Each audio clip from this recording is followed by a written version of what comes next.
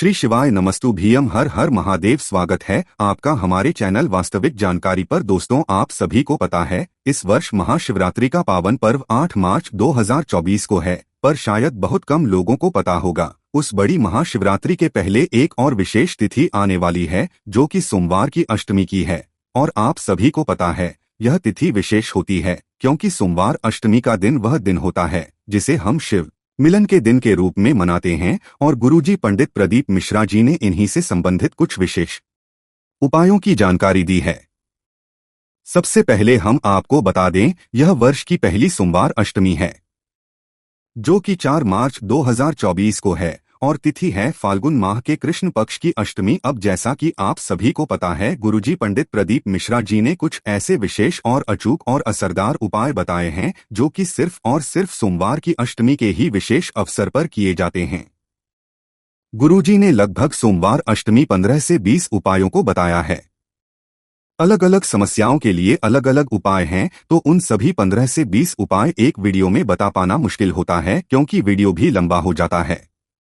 इसलिए हम आपके लिए सोमवार अष्टमी के सिर्फ 4 महाउपायों की जानकारी इस वीडियो में हम दे रहे हैं। यह हमारा सोमवार अष्टमी के उपायों का पार्ट 2 है। पार्ट 1 हमने कल अपलोड कर दिया था।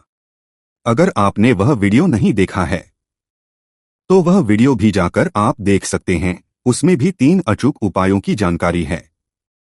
यह पार्ट 2 है, इसमें आपको 4 उपायों की जानकारी प्राप्त होने वाली है। आपको अगर यह पार्ट 3 भी देखना चाहते हैं तो आप कमेंट बॉक्स में पार्ट 3 या फिर हर हर महादेव जरूर टाइप कीजिएगा। इस वीडियो में हम आपको शिव शक्ति के मिलन वाला एक महाउपाय की जानकारी देने वाले हैं। इस वीडियो में आपको 64 योगिनी अष्ट सिद्धि नवनिधियों से किस प्रकार से मनोकामना की जाती है वह महाउपाय की जानकारी प्राप्त होने वाली है। और इस वीडियो में आपको सोमवार अष्टमी में प्रदोष काल में किया जाने वाला एक महाधन प्राप्ति उपाय, लक्ष्मी प्राप्ति उपाय, व्यापार वृद्धि उपाय की जानकारी होने वाली है। साथ ही 5 बेलपत्र वाला सोमवार अष्टमी का महामनोकामना पूर्ति उपाय की जानकारी भी आपको इसी वीडियो से प्राप्त होने वाली है। तो बढ़ते हैं पहले विशेष उपाय की ओर। वर्ष की पहली सोमवार अष्टमी हो और अगर आप कोई मनोकामना या फिर कोई ऐसी इच्छा जो लंबे समय से पूरी नहीं हो पा रही हो तो आपको श्री शक्ति के मिलन के दिन एक महाउपाय करके अपनी किसी भी कामना को आप पूरी कर सकते हैं।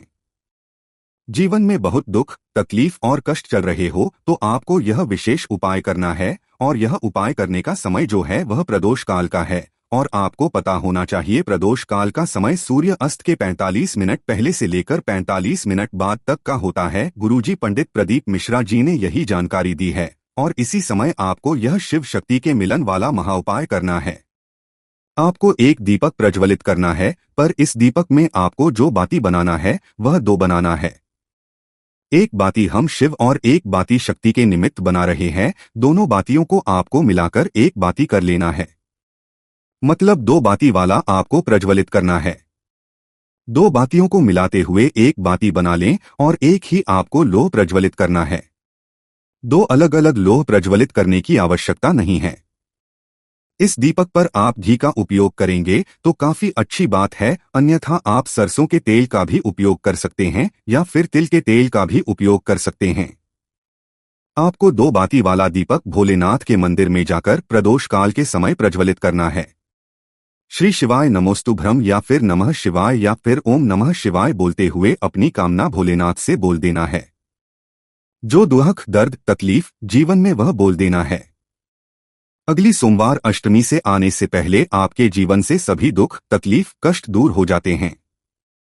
गुरुजी के बताए शिव शक्ति के मिलन वाला एक महा उपाय है जिसे आपको इस सोमवार अष्टमी के विशेष अवसर पर करना ही है। बढ़ते हैं दूसरे विशेष उपाय की ओर। 64 योगिनी अष्ट सिद्धि नवनिधियों से मनोकामना करने वाला एक महा उपाय। गुरुजी पंडित प्रदीप मिश्रा जी ने अभी हाल ही में पूर्ण हुई शिव महापुराण कथा में शिवलिंग पर एक ऐसा विशेष स्थान बताया है जहां पर 64 योगिनी सिद्धि नवनिधियां निवास करती हैं।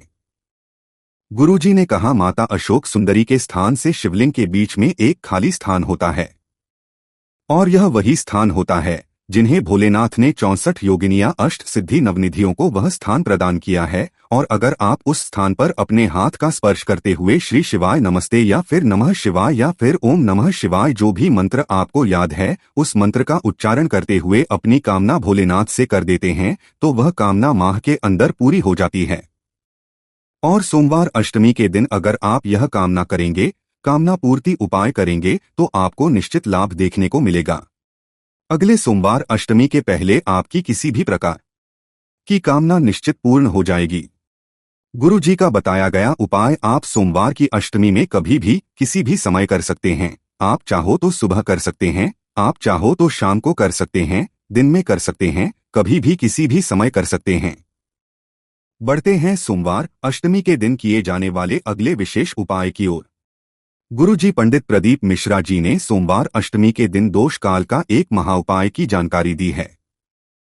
गुरुजी ने कहा अगर आपके जीवन में धन की कमी है, कर्जा बढ़ रहा है, घर में लक्ष्मी आ नहीं रही है, घर में पैसा रुक नहीं रहा है, ना व्यापार चल रहा है, ना नौकरी लग रही है, मतलब आपकी इस आर्थिक स्थिति बहुत कमजोर है, तो गुरुजी ने सभी से सोमवार की अष्टमी में प्रदोष काल में शिवलिंग पर एक बेलपत्र अर्पित करने को कहा है। पर गुरुजी ने कहा अगर आप सोमवार अष्टमी के दिन बेलपत्र अर्पित कर रहे हैं तो विशेष तरीके से अर्पित करें, मतलब बेलपत्र ऐसे ही आपको अर्पित नहीं कर देना है, तो बेलपत्र में आपको पीले चंदन लगा देना है और एक अक्षत रख देना है। अक्षत मतलब आपको चावल का दाना रखना है, क्योंकि अक्षत का कार्य होता है जो आप पूजन कर रहे हैं उसको अक्षय कर देना, जिसका पुण्य कभी समाप्त ना हो। तो आपको शाम के समय प्रदोष काल में सोमवार अष्टमी में इस बेलपत्र को शिवलिंग के ऊपर उल्टी अर्पित कर देना है, जैसे आप अर्पित करते आए हैं। यह उपाय करते समय भी आप श्री शिवाय या फिर नम शिवाय ओम नमः शिवाय मंत्र का उच्चारण कीजिए। उसके बाद अपनी कामना भोलेनाथ से आप कर सकते हैं, वह भी अगली सोमवार अष्टमी के पहले निश्चित पूर्ण हो जाती है। अब बढ़ते हैं अंतिम विशेष पाई की ओर। 5 बेलपत्र वाला सोमवार अष्टमी का महाउपाय। गुरुजी ने कहा अगर आपके जीवन में दुख खत्म नहीं हो रहा है, कष्ट खत्म नहीं हो रहा है, आपने बहुत प्रयास कर लिया पर आपको अपने कार्यों में सफलता नहीं मिल रही है, जिसके कारण आपका जीवन उन्नति की ओर नहीं जा रहा है, तो आपको किसी भी सोमवार अष्टमी में 5 बेलपत्र ले जाकर शिवलिंग पे अर्पित कर देना है। शिवलिंग पर आप 5 बेलपत्र कहाँ करेंगे, अब आप वह भी समझ लीजिए। शिवलिंग पर आप पहली बेलपत्र गणेश भगवान के स्थान पर अर्पित करना है, दूसरी बेलपत्र आपको कार्तिकेय भगवान के स्थान पर अर्पित करना है, तीसरी बेलपत्र आपको माता अशोक सुंदरी का स्थान जो होता है वहां पे अर्पित करना है, चौथी बेलपत्र आपको शिवलिंग का जो कटीय भाग होता है उस माता पार्वती के हस्तकमल में आपको अर्पित कर देना है, पांचवी और अंतिम बेलपत्र आपको शिवलिंग के ऊपर अर्पित कर देना है। आप इस उपाय के अंतर्गत एक कलश जल के ऊपर भी अर्पित कर सकते हैं।